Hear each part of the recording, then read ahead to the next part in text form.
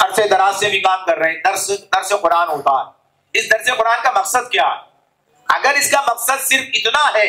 کہ چلیے کچھ اچھی باتیں کی جائیں، کچھ دین کی باتیں کی جائیں، کچھ اللہ رسول کی باتیں کی جائیں، تاکہ دوسرے کام سے یہ کام بہت اچھا ہے، اگر کوئی بھی کام کریں گے جا کر کوئی بھی مصروفیت ہوگی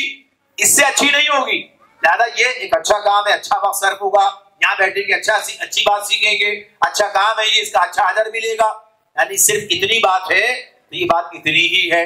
لیکن اگر پیش نظر یہ ہے جیسا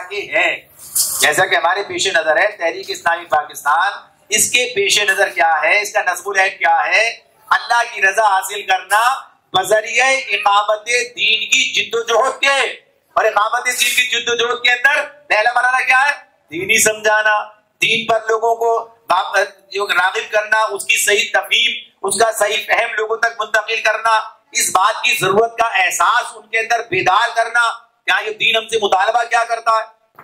یہ مقصد ہے تو پھر یہ جہاد فی سبیل اللہ۔ اگر یہ مقصد ہے کہ اللہ کے دین کو قائم کرنے کے لیے ہم یہ سارے کام کر رہے ہیں، یہ سب چیزیں اس تناظر میں ہیں، اس مقصد کے تحت ہیں، دین سیکھیں گے تو پھر عمل کریں گے، دین جانیں گے تو پھر نفاذ کی بات کریں گے،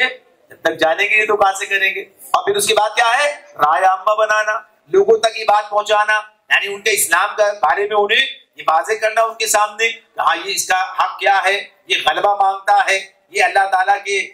کی کبریائی جو ہے اسے قائم کرنے کی، رسول کی شریعت کے نفاذ کی بات کرتا۔ یہ ساری باتیں تو جب اس نیت کے ساتھ ہے تو یہ معاملہ ایسا ہی ہے، جہاد فی سبیل اللہ۔ اور اگر نیت صرف اتنی ہے کہ چلو جی کچھ اجر مل جائے گا، کچھ ثواب مل جائے گا، تو اتنا ہی معاملہ رہے گا، پھر یہ اس تعریف میں نہیں آئے گا، تو یہ انسان کے اپنے نیت اور پھر اس کے بعد کے اقدامات اور عمل کا معاملہ ہے۔ اس لیے کہ جو آدمی یہ سمجھے گا وہ یہاں سے پھر مزید آگے جو راستے ہیں ان پر سفر کرنے کے لیے تیار ہوگا، وہ آگے کا کام پوچھے گا، وہ اس آگے کے کام کے لیے عملاً تیار ہو جائے گا کہ جنگی صاحب یہ کام کرنا ہے تو اب میں بھی اس کام میں آپ کا حصے دار، اب میں بھی اس کام میں دست و بازو، اب میں بھی اللہ کے دین کا مجاہد۔